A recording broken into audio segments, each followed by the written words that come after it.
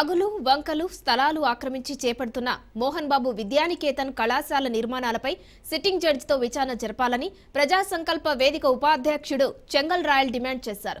విద్యానికేతన్ సంస్థను అడ్డుపెట్టుకుని మోహన్ బాబు చంద్రగిరి మండలం 4 రెవెన్యూ గ్రామాల కూడలి చుట్టూ ఉన్న వాగుకుంట పోరంబోకు స్థలాలను ఆక్రమించి ప్రహరీ నిర్మిస్తున్నారని ఆరోపించారు.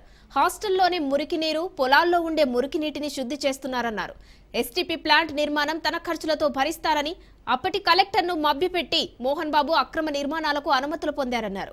ఈ విషయంపై రెవెన్యూ అధికారులు ఎస్పీకి ఫిర్యాదు చేసినా పట్టించుకోలేదని, అందుకే హైకోర్టులో పిటిషన్ వేశారన్నారు. అక్రమాలను అడ్డుకునేందుకు తన వంతు ప్రయత్నం చేస్తున్నానన్నారు.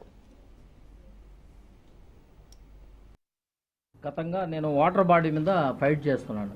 అంటే వాగులు, వంకలు, కాలువలు, చెరువులు దీనిపైన ఫైట్ చేస్తూ నేను గతంలో ఫిర్యాదు చేస్తున్నా.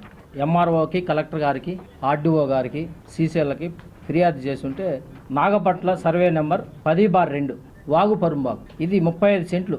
దీంట్లో నేను ఫిర్యాదు చేసి ఉండేది ఇది ఎస్టీపీ ప్లాంట్ నిర్మాణం కన్స్ట్రక్షన్ జరుగుతూ ఉందని ఎంఆర్ఓకి ఫిర్యాదు చేస్తే వాళ్ళు ఫిర్యాదు పట్టించుకున్న దానివల్ల హైకోర్టుని ఆశ్రయించుకొని దానిపై రిట్టు పిటిషన్ 21/201 అంటే 21/4/2024 రిట్ నెంబర్ దీంట్లో ఫిర్యాదు చేసి గత 3 నెలలుగా హైకోర్టులో విచారణ జరుగుతా.